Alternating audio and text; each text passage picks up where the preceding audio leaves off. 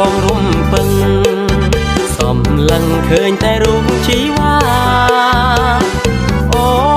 នរកសងហាចាចាប់ចាសំក្រៃណានឹងសំឡើងរួមទៅរៀមអង្គុយស្ងៀមលួចសម្លឹងតែខ្ញុំមិនបាច់បងខំ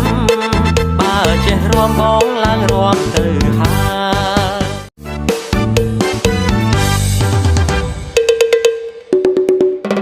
ចិត្តបងរុំពឹងសំឡឹងឃើញតែរូបជីវ៉ា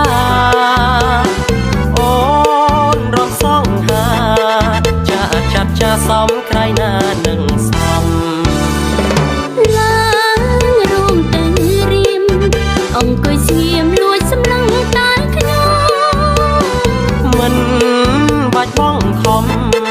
បើចេះរួមបងឡើងរួមទៅហា